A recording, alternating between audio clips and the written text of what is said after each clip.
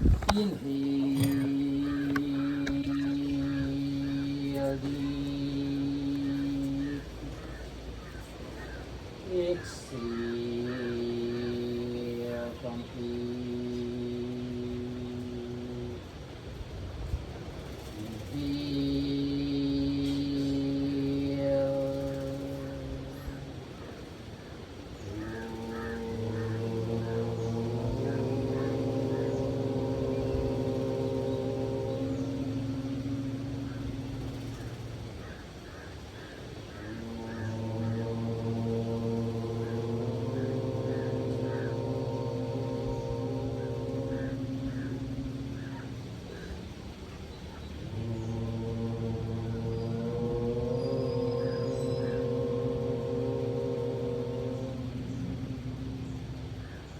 Sahanavavatu Sahano Bhunaktu Sahaviryam Bhavavahai Tejasvinavadhidhamasti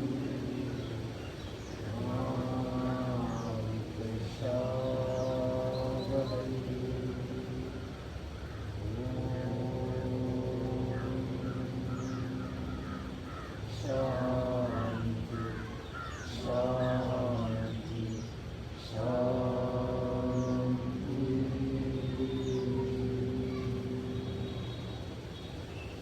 Then move your hands in prayer position, but move your palms together. Slowly make a cup, place on your eyes, cheek, neck, and hands down. Alright. Gently rotating your neck to the right, to the left, clockwise and anti-clockwise.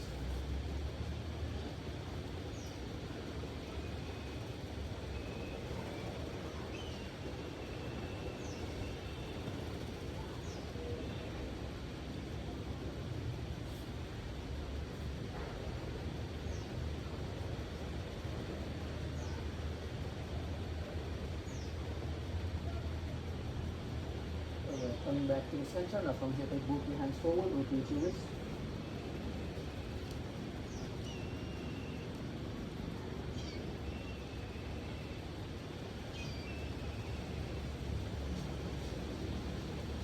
Both sides. Hands towards the shoulders, rotate your shoulders.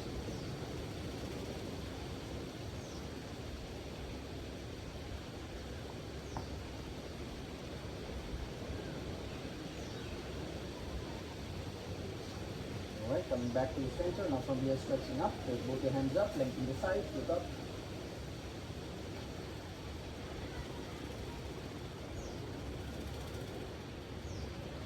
Alright, exhale down to the right side, stretching the left side, look up.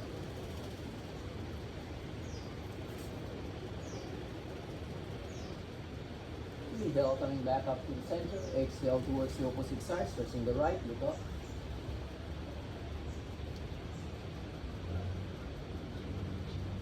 One more time, inhale, coming back to the center. Exhale down to the right side, elbows down if possible, little one deeper, look up.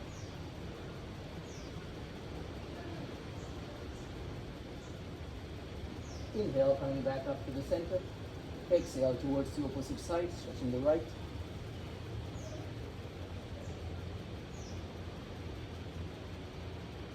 Inhale, coming back up to the center, weights up to the sky.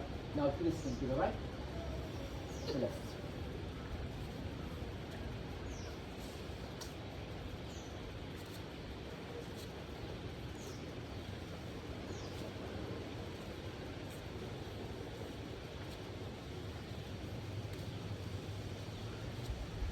Coming back to the center. Now from here, take both your legs straight.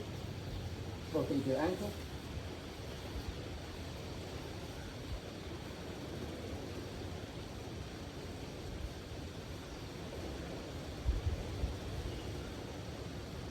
Both sides.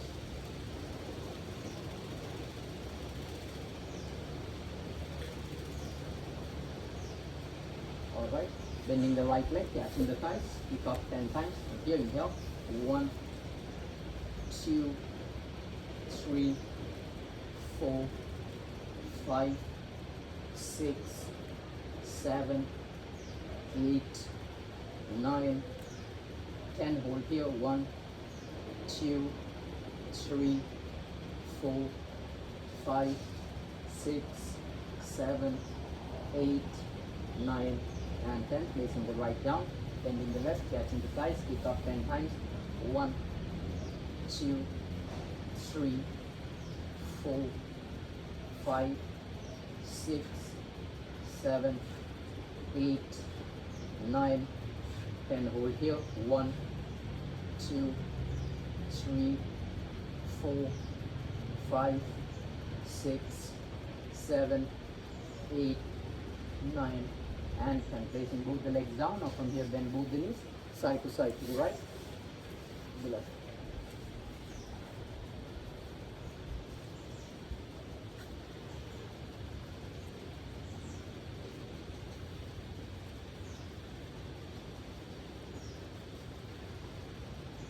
Alright, coming back to the center. Now from here, taking the legs apart for the hips. Back straight. Exhale, both knees to the right side. Inhale, coming back up to the center. Exhale, down to the left, to the right, to the left, to the right, to the left, to the right, to the left, to the right, to the left, to the right, to the left, to the right, and to the left. Coming back to the center, and from here, butterfly.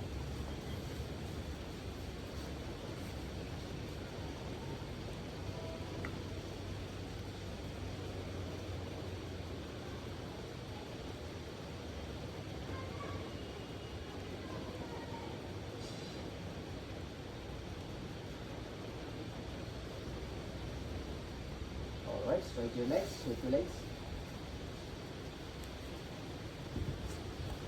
Alright, now from here, crossing your legs, tabletop position, do a couple of cat cows here, letting the spine move.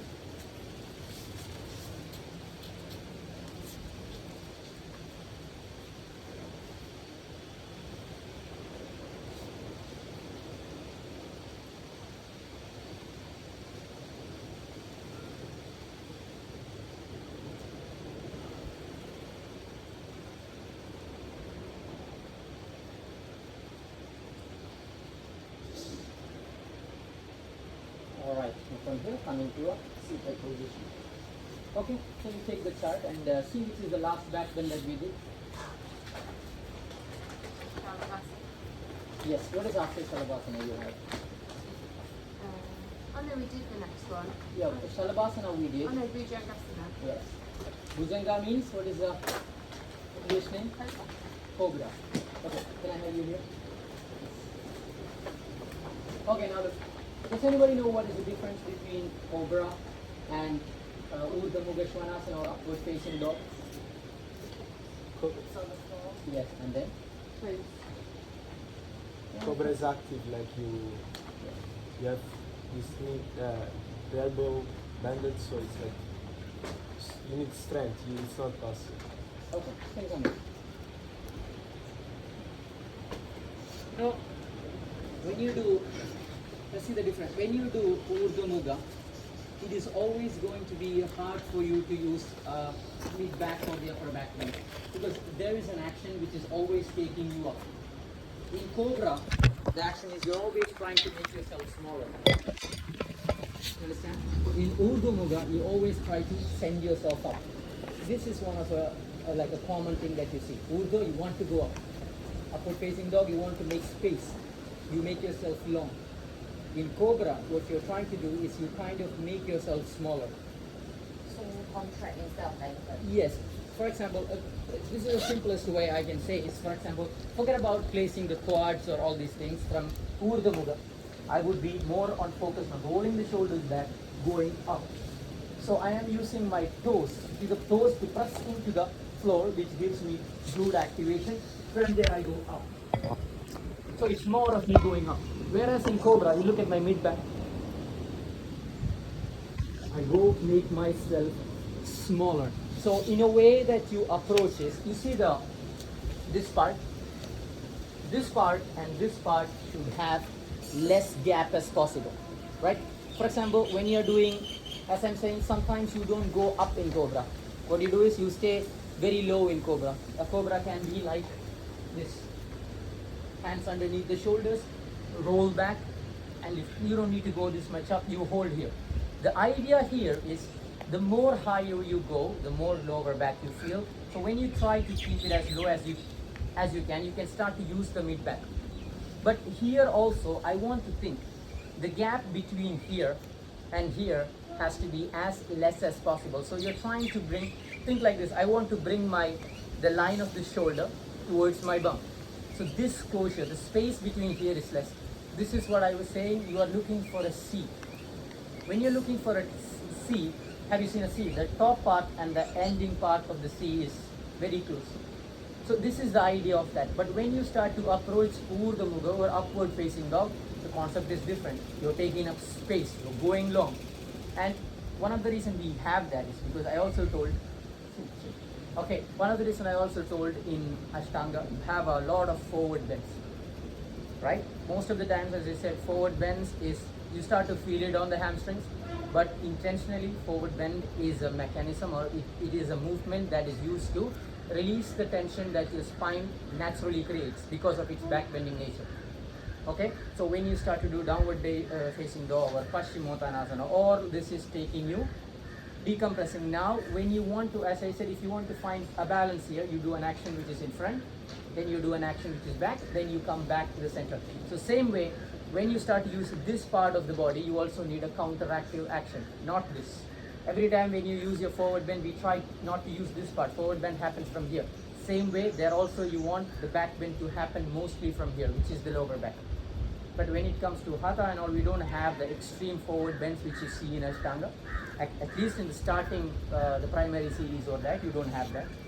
So because of this reason, cobra is more apt for us. Now, when you do a cobra, how high you should come up. And this also we talked about. How you can work on this is, simply think about this. The lowest part of your rib cage is not on the floor. This is also going to be for Dhanurasana, or I think the next one is Dhanurasana, right? Yeah. Child pose after that. Yes. Dhanurasana also, it's the same concept. You're not placing it. So you're basically on your, let's just say, half of your thighs and the lower part of your rib cage. The lowest part of the rib cage is not touching, because you know what is the lowest part of the rib cage called? You learned that in a lesson. What is this rib called? There is 3 sessions of the ribs. Huh? Yes, there you go. 2 ribs, false ribs, and a floating ribs. The idea of the floating ribs is it is not generally connected to anywhere. It's just like it's just basically floating. That's why you call it. It's floating. So the more, and also when you do deep back bends, for example, like crazy contortion kind of back bend, you might, I don't know if you heard it, there is an injury that happens in the lowest part of the rib. It's always this rib, not top. It's like a small, what can you say? Sometimes when, I don't know if you guys have experienced, when you have done the back bends, you might hear tuck, tuck sound. I think Every morning, yes, you hear that. It's a tuck. So every time when you're, especially when you start to do practices, this floating rib is actually connected to the sternum. But it is not with the bone, but it's connected to like a facial lines. But when you start to expand the chest, this starts to, I know it's here.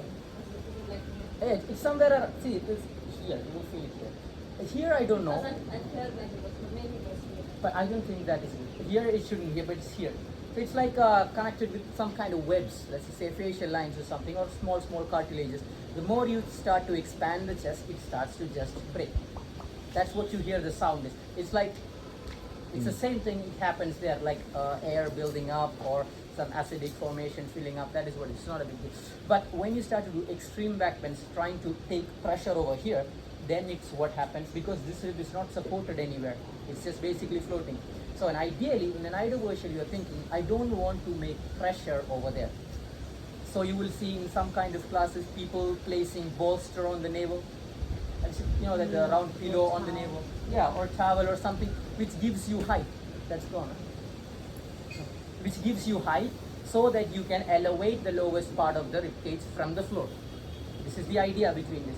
Now, when you do the other one, what is the other one before that? Ardha Shalabhasana and all. It is the same mechanics that you use the hands under, so that the hands is the weight bearing factor, not the chest. Follow? So same concept. You're trying to lift this part up, whether you go back or whether you go forward. Follow? This part can take the weight, but not this part. It always goes in. It has to be free also, because that's where your diaphragm is also kind of positioned. It's kind of low. So for that, free movement is always going to be there. Now, when you do a cobra, place your hands underneath the shoulders. You're trying to come into a push-up stance, which is make sure your elbows are always closer. And ideally, we say you see the thumb, it kind of comes directly underneath the shoulders. Okay, that's the ideal pushing stance. So I always say take it underneath the shoulders and a little bit forward. Because when you take the hands back, if you don't know how to push, there is always a chance of the person going into a deep lower back bend. I don't want that to happen. That's why I say take your hands underneath the shoulders and a little bit forward. We also explored another technique today morning, walking back. But that's not a traditional way. In Cobra, you never take your hands up, but it's a good way to approach. Okay, same way here. Make sure your index finger is facing forward, which brings the hands together and naturally kind of retracts the scapula. More out you go, retraction happens. Same way, just think like this. Or you can just simply cue people, hey, take this forward, index finger facing forward. That's all. Then even before you come up, you're kind of retracting the scapula. The more you retract, the more you open your chest. It's as simple as that. Now here, there is two ways you can think about it. Normally what I do is I think the lower part of the body is my leverage. So as a leverage, I start to think to myself, I want to press my quads and the legs into the floor. So it's a leverage, it's what makes you control. So you're kind of pressing the legs into the floor. Or you can think of contracting the glutes. Any two ways, you can take this or this.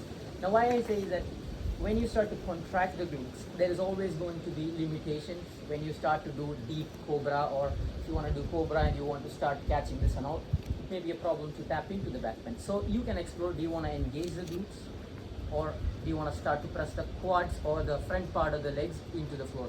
Try both, which works for you. Both are same approaches, just both are same kind of approach, but a little bit more controlled. It's maybe a personal thing, so you can try that out.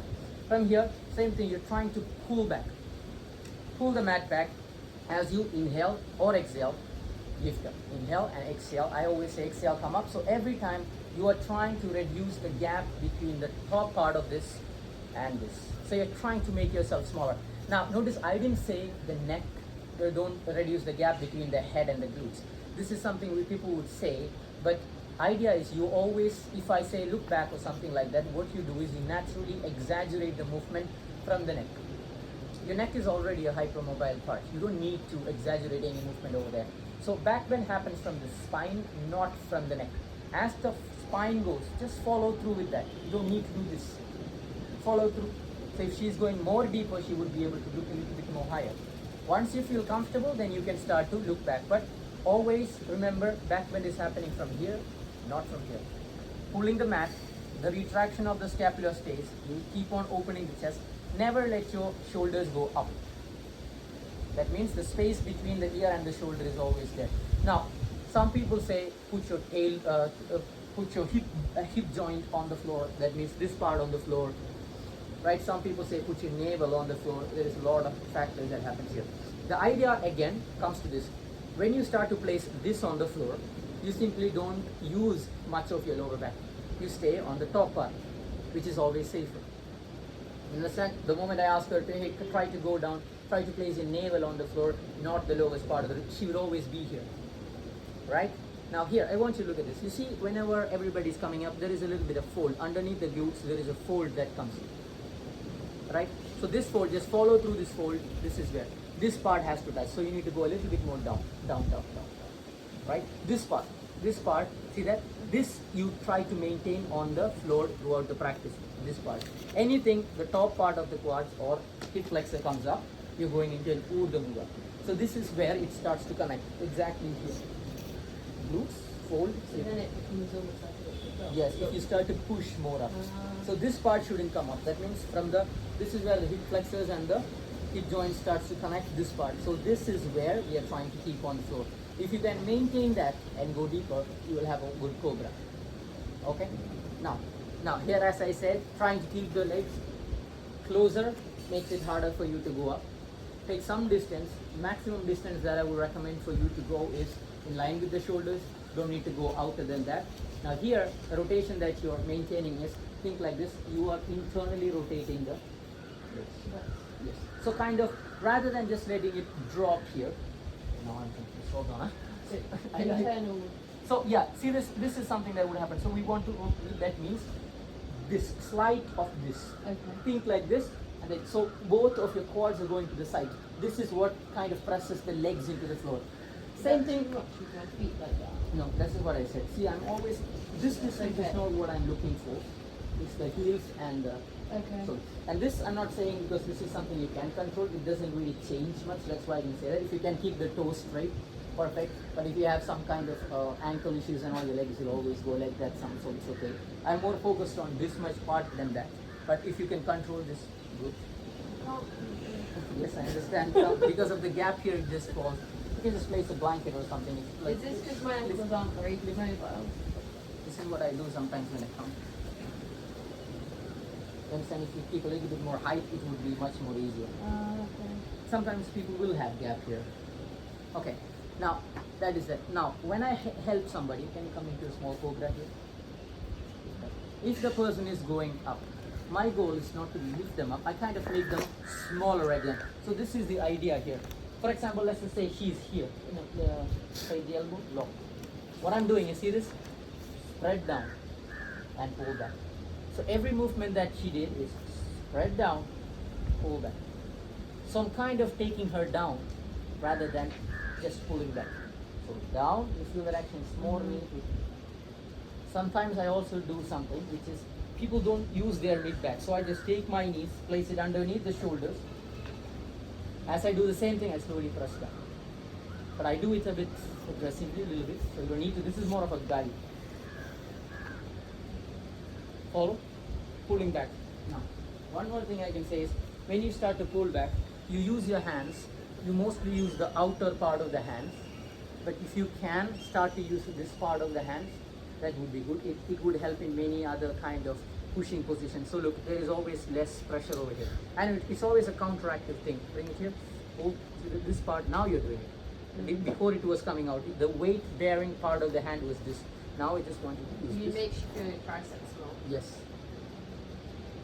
Follow? Mm-hmm. Questions? But if you change all of this and you start to push directly, go up, you start to do Urdhva Mukha Svanasana. It's as simple as that. The alignment doesn't change, the placement of the quads. Here the quads are completely up. Then you start to push up. Okay? Yeah. Now how you assist is, just think of this.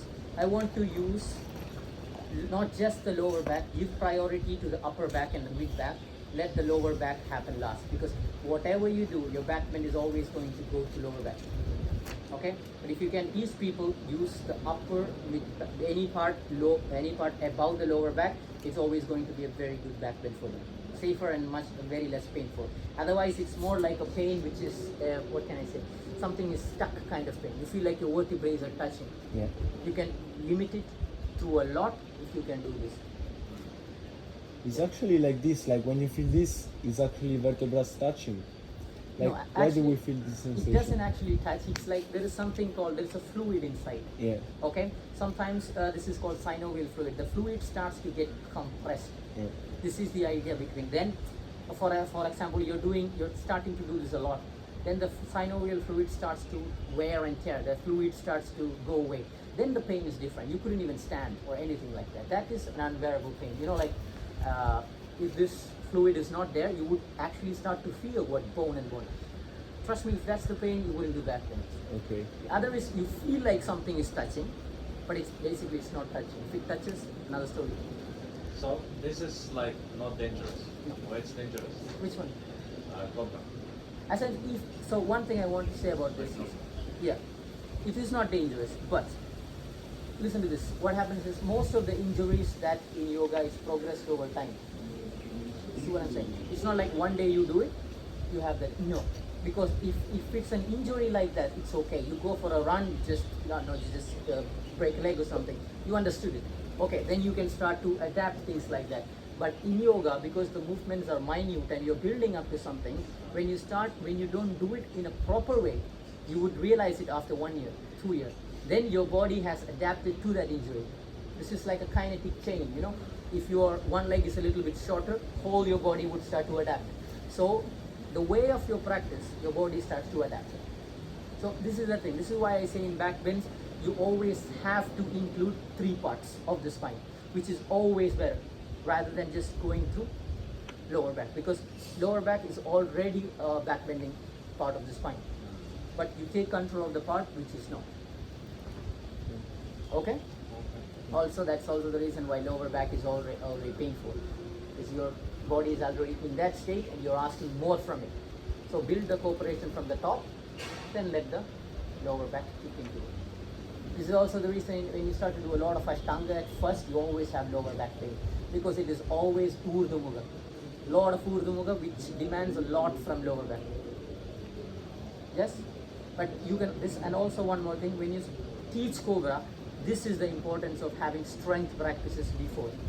When you think about generally in practices yoga, it's not a complete practice, because it makes you do shapes. It makes you do shapes. But you being able to, the road to that shape, your body needs preparation. That preparation can be lot, or it can be attained through some kind of strength practices.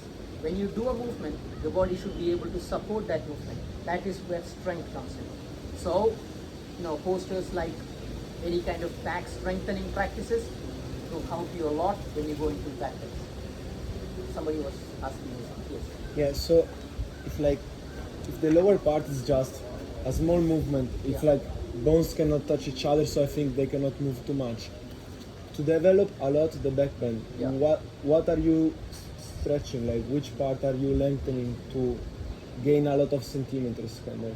So as I'm saying, lower back has a limit, okay? But your upper back, the mid or the upper back is the part that helps you tap into deeper back. Okay. For example, look at how if you take an X-ray, just take an X-ray of the spine, you will see the lower back is an S, simple as that. You can bring the same state of a lower back for the mid back. So imagine your whole spine is in the C position. This is why I keep repeating a C. So when you do this, think less of the lower back, think more of the upper back. But upper back comes with other things. Like what are the other things? You can't just go and start to do upper back. You need a cooperation from shoulder. Shoulder is one of the same thing that you need. So when you think also, rather than thinking, I need to bend back, think. For example, when you go forward, in a Paschimottanasana, what are you thinking when you do Paschimottanasana? What do you think? Lengthen what? Forward. Yeah, but which part? Okay, lengthen the spine, which is the back part of the body, right? But when you start to do back bends, what do you think? Shorten what? There you go. So when you go forward, you actually think about the back of the body. But when you go back, why do you still think about the back of the body, not the front part of the body? Because when you're going forward, you said lengthen the back. Yes? I'm going forward. Why don't you say shorten the front? You said back of the body. Same way when you go back, we think differently. We're like, okay, I need to shorten or make this smaller. We never think make this longer. Why is that? I don't know. Because when you start to lengthen this, yes, but this is where it takes place. Lengthen of the hip flexors. This is what gives space. So lengthen the front. If you think I want to lengthen the front part of the body, or opening the chest or whatever, the back bend it becomes different in all of the way. So if you just think differently, I want to make it long. So you don't actually have to work on back bend. You can just think, how can I make this part of the body long? Simple as that. So when you approach a back bend like that, it's better. Okay?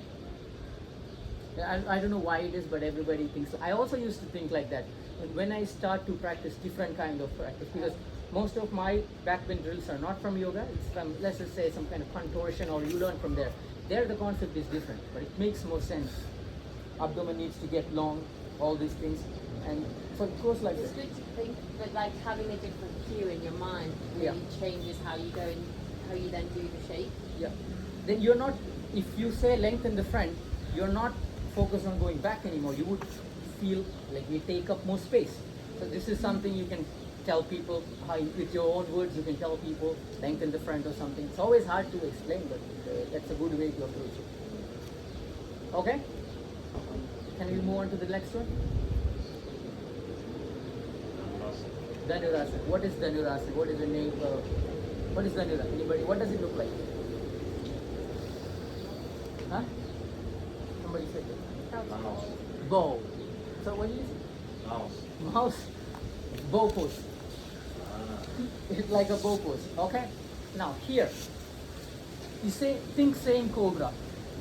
Here what's happening is it just exaggerates the movement of shoulders more.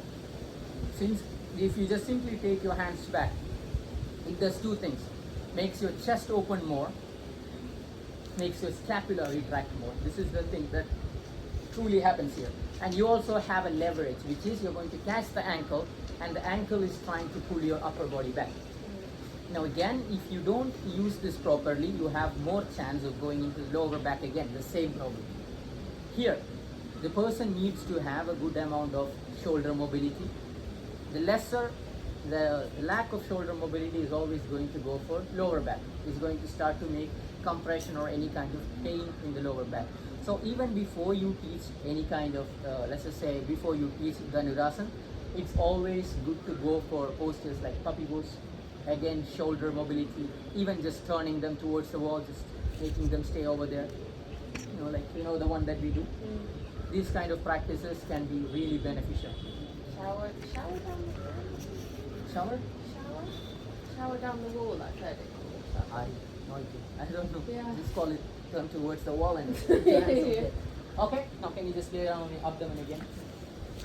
Here, everything is the same concept. If you take the legs apart, you will go more higher. But more higher means less engagement. So you try to keep the legs as close as you can. Now, I just want you to just simply bend the knee, catch the ankle. Okay? Now when you catch the ankle, try not to catch on top of the foot, try to really catch the ankle. Right? Now if you can, because the flexion, the control that you have, just think like this. The movement that I have is uninterrupted. Whether I'm doing pointed or whether I'm doing flexion, I have no problem. But if you catch onto here, your flexion or your dorsiflexion of the foot is always going to be harder. So this part is free, think like that, so I can catch you. Now, yeah, it doesn't matter. If you point or flex, you see sometimes point, but I said, however you do it, that point or flexion should just happily be free. Because you don't want to, you never know. You start to put pressure over here, you don't know what you're going to get over here in the future. Alright? And another thing is, when you start to pull, sometimes you see the legs goes to the side, sometimes this leg. That is generally not good, because you will, when you start to do this, hip is kind of limited here. What happens is, you start to do this, you may kind of get a funny feeling on the sides. You might have experienced it over time. Maybe it's outside of the knee, maybe it's inside of the knee. It's just your hands pulling the knee to an angle which it doesn't go. So if you try to keep the heels in line in the center of the glutes, same thing how you do in Cobra. If you do that, you can control that in a lot of ways. So this is times when I give, sometimes I'm going to ask her to press into the block. We might have done this drill sometime in the class, but in a different way, more active, in a more active way, trying to lift up. And that is a very relaxed one. You remember this one, just in a Sphinx pose, trying to lift this up? Yes. Yes, that is a very good drill. Whether you lift the block up or you don't lift the block up, it's fine. But it teaches one thing. Can you tell what it is? Like, keep it at least. Yes, but what is the part that you use? In order for you to lift, what do you do? Like when you try to lift? Quads. This one. Quads. Contract your butt. Yes. In back bends, we always say like use your glutes. Use your glutes. You know, like, but how do you use your glutes? You have to teach people how to use the glutes. If I can tell you use the glutes, yeah, I think everybody can sit here and contract the glutes, but how do you use it in a functional way? So this can be a great way to teach that, which is putting the blocks down, just ask them to lift up. Maybe they come up, maybe they don't come up. Coming up is not the goal, but which part you use. And when you think about it, if you want to do a wheel pose, you do a standing wheel pose. When you do a standing wheel pose, you come one point, you just let go. We don't generally control. You see most people coming into wheel pose and they just drop it. But when you want to come back up in a controlled manner, you need the glutes. You need the glutes to take control. You need basically the glutes contraction to lift up. This, you can learn that here. Doing COBRA doesn't teach you that. Yes, doing DHANURASANA doesn't teach you. You need some kind of functional movement that helps. Same way if you want to lift up in chin stand, like control, same thing. How can you take control? So this is a drill that you can do. Okay, you can also do it without the blocks, but if you do it without the blocks, there's more chance that you will take the legs apart. That's why just the blocks. So same thing, you're gonna hold here, simply just reach back, catch the ankle. Now sometimes if you have short hands, it's always going to be a problem for you to reach. It's also something to keep in mind.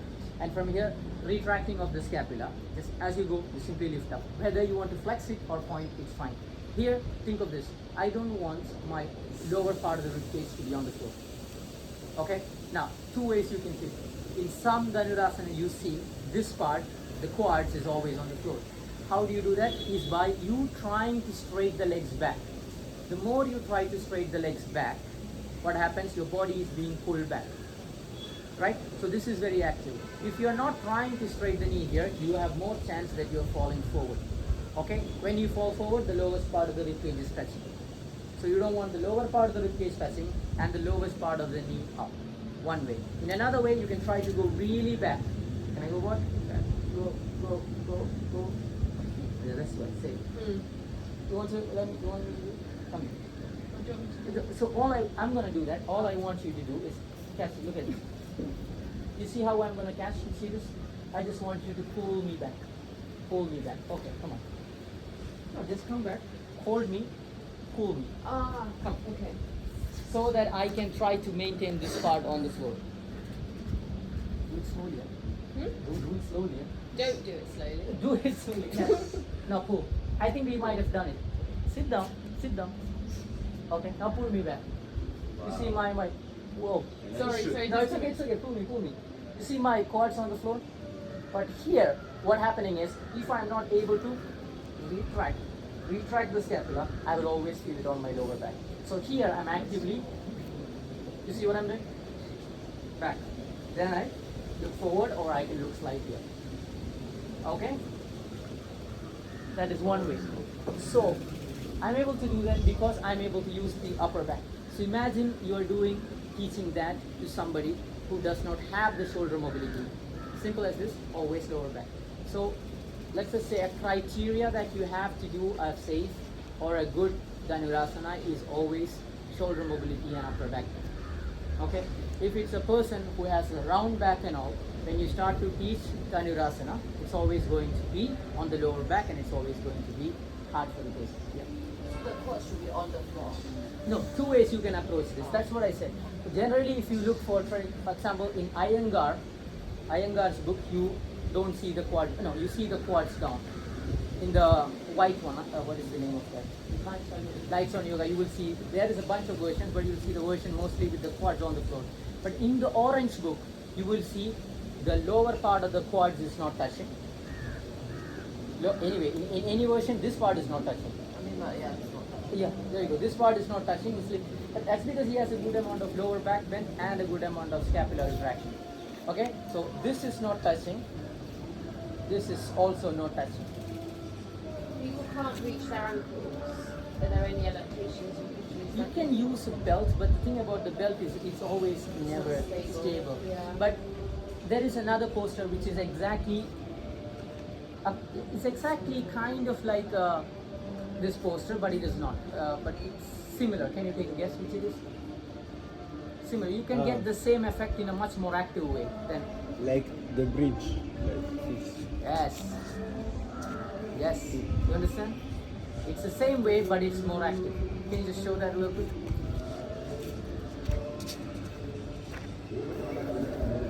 Only thing is the neck. It's basically the same, but this uses more of glute engagement or quads and all you start. It's the same. So you can basically teach that before you do this.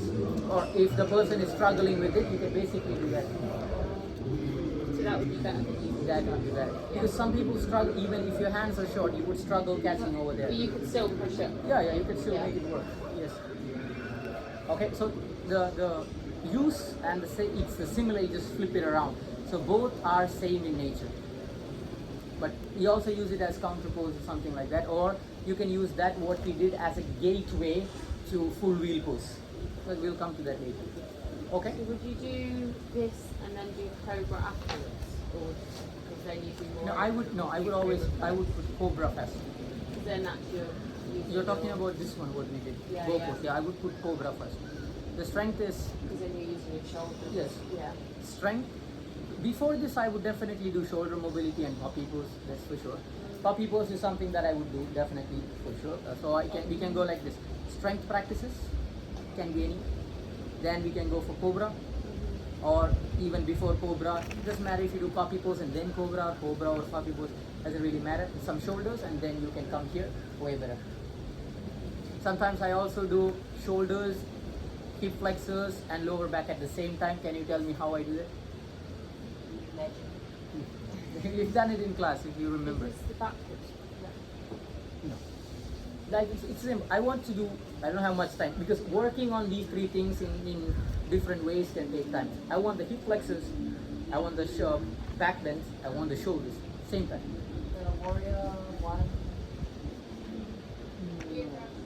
Huh? No. I think we did it in last back bending class.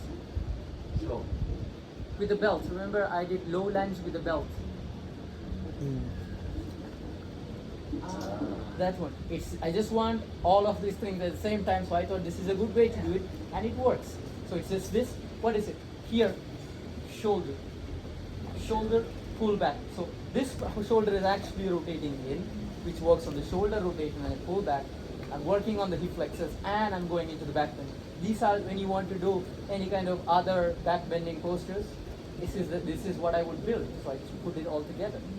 But before that, we even did a back bending class. We did a lot of strengthening. All this we did. Then we just put it. So it's just a thing that I think it is. It's a low lunge and just use it in a way. So, but that's a good one. Okay. So can you do it once again, please? What? The COBRA? Yes. Or this one? Yeah. So here, what we are trying to do, keeping the knees. You can give the block over here, keeping it over here. If not, it's fine. Let go. Let the person be. Now, if I want to assist here, it's simple as this. I am not just gonna pull her up. There's two actions: pull back, followed by an up. Pull back, followed by an up. Pulling back, scapular retraction. Going up, lower back. Pulling back, scapular retraction, going up. So, but I also cannot catch here because sometimes when you lift up, people just let go. They bang their face. So what I'm going to do is, can you come up a little bit? I can also be here because if I don't want her to open the legs too much or find that, I can just be here. Or I can give a block, no problem, choose whichever. I'm going to catch her hands and the legs together. Look how I take support of the knee. Otherwise, it's a lot on my lower back. Bending the knee, catch here. Her legs cannot open because here. Now what I'm doing is up, back, up, back. Breathe, right? You understand? Up, back, up, back, up, back. Or a little bit more crazier one. Let's see. Just sit down, lift up as you exhale, flex the foot, catch here. Now I have to tell her don't let go. Inhale and exhale, pull back. But here, again, if the person has tight shoulders, don't go for this one because it's always going to go over there on the lower back. Okay?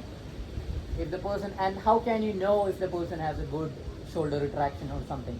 What can you do? Ask her to do this. Yeah, okay, good one. Another one? Because sometimes people can even still catch like this. Just forward fold doing that. Yeah. You can tell how far. Like if you just go for puppy pose, you can basically know if you have cooperation from the mid back or the upper back. If the puppy pose is always hard, you can't touch your chest or chin on the floor, or it's nowhere near the floor, that means it's just tight.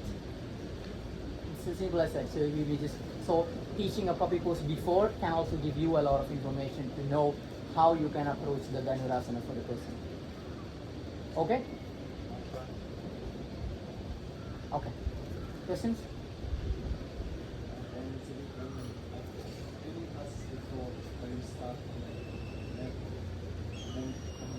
Sorry, I can't hear.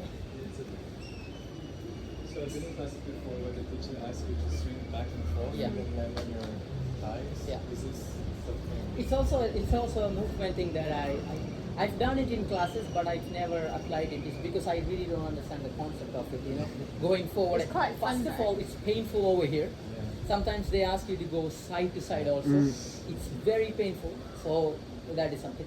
I think it kind of gives you that movement, and then you can just settle into that. No problem. But I really don't know why that is. But why do you think that is? How does, when you do it, how? For me, like if you stay on your thighs, it's also working on your core. Yeah. I struggle a lot just because Yeah. I can go up, but then like swinging and then staying back on my thighs is really hard. Yeah. And I guess like working on the core. Because I also think in one way it's good, because when you start to keep the thighs back, you also feel a lot of heaviness here, which is basically hip flexor activation, and this can be good in back bends. Yes, but when you also see the final version of this is you have to catch and you have to rotate. There, this concept doesn't work. It's weird, no? Is it? It's Purna Dhanurasana. I don't know the English name, but it's Purna Dhanurasana. It's like you catch and you rotate. There's the- Yeah. yeah. There it's so there the activation of this doesn't work. So it depends. If you are staying on this one, yes, but if you are progressing to the next one, I think lifting both up is always good, because the other one is this only thing is you're involving shoulder. Okay, questions? Okay, then what is the one that we had before? Child's pose. Child pose. What is the name of yes, that one? Okay, do you know what okay, can you just come into child pose? What, like on there with the hands back? Yes. Yeah. It's simple. Okay, look. Can you place your hand like this? Have you seen this? No, this one. Rabbit. Yes, rabbit. But it's touching the. Yes, you see. So this mostly you see in restorative yoga. They take a bolster or take the head up, because this is also something that I haven't understood properly. For example, we say also Shashangasana means rabbit pose. Okay, this is like a way of rabbit. But when you say, it's also the other one is Balasana. Balasana basically means child pose, or we also say golden fetus pose. It's like a baby in a mother's womb, but the baby is in a womb is not this. It's basically to the sides. Yes, but what it represents is Shashangasana. So in lot of teachers I've heard say Balasana, and they say it's a golden fetus pose, but the action of the golden fetus is to the side. It's like that. Yes, in some traditions you see that, but yeah, but now mostly you say this as Balasana. So it's a give or take situation. It depends upon what you follow. Nowadays everybody is saying that. So I really don't. I try to find it, but nowadays everybody is saying this is child pose. That's all. Yes. No, not this one. Hands behind. Oh. So then you will see some older kind of traditional teachers say that is child pose and this is Shashangasana, or even the hands behind is Shashangasana. But now when you speak Shashangasana, it is known as this one. It's mostly used in restorative kind of practices. Rabbit. Yeah, rabbit is known. Because you have to have something here, otherwise you just let the neck drop if you keep your hands down. So you keep a bolster or something like that. But and the same way, if you take your hands behind, it becomes child. Yes. But there is also two ways that you can see child pose. So here I just want you to imagine that you're keeping your toes touched and the knees apart. Yes. Knees slightly apart, and you take your hands forward. Right. Now, take your hands forward. You can either place your forehead, or sometimes you see the side. Look to the side. Now here people use it in many ways. But I'll tell you one thing. in my opinion, the best child pose that you can do is with the hands behind. For example, if you're doing any posture that, for example, let me say, if you're doing any posture that only use your lower back, then you can do this child pose. Take your hands stretched forward, just stay there. For example, if you did any kind of pushing, back bends with, let's just say, what can I say, any kind of pushing kind of practices and all, you can do this. What this does is it takes the lower back into a forward bend and maintains this part in a kind of a neutral position. But if you did a cobra, which was you try to make the entire back into a round, the other way, you need the entire back to round in the opposite way. So the best way would be, observe this part, you simply take your hands back and try to drop the shoulders down. A little bit apart this time, apart. It gives you more seated. Then look to the sides. So it kind of rounds the back. So if you were to do, let's just say, wheel pose, complete wheel pose. And then, first of all, if you do a wheel pose, you would just do, the Pavanamuktasana as a counter pose. So if you did a wheel pose and you did a counter pose, this one is more feasible. Just rounds the back. So I'm a fan of this one than the other one. Right, the other one is simple, other one just takes the lower back into a forward bend, which is that. But if you do a posture that uses the lower back, the mid back and the upper back to round, this is more feasible, this is more western. So it just look at the spine, just rounds the spine. It's as simple as that. Okay? Now, I'll tell you a simple technique that when you do deep back bends, the best way is taking your hands forward. So if I want to help her, it's also simple. I always look to one side, one child pose, you look to one side, then the other, you look to the other side. You just always don't get a habit of looking to one side. If I want to assist, look at this way. I'm gonna think of an X. I'm gonna catch here. One. See that first. Kind of lengthening the back here. You can also do this, but this is more. This feels good for the person more. Are you spreading or pushing out? Spreading this part. Now another thing is, if I were to do kind of puppy pose or anything that puts a lot of pressure on the shoulders, a simple trick that you can do is you can mimic the action of hanging. Whenever you do deep back bend, it's always after the back bend and all, it's good if you can just go and hang. It's always, but you just have to be there for a while. Hanging. It just makes space in the vertebrae like that. So you can use the same thing. We can use the same thing to release the upper back. Not the lower back. If you want to release the lower back, you just have to hang. But if you want to release the upper back and the shoulders, I would ask you to reach your hands forward. Catch my ankle. Right? I'm going to ask her to catch the ankle. Take your legs a little bit more apart. Slightly apart. Just the knees. Close that. Now I'm going to slightly lift the bum. What is it? Belly up. I'm going to take this part slightly, and I'm going to press this back, this heel, heels up. As you exhale, pushing her forward and straight. Good, no?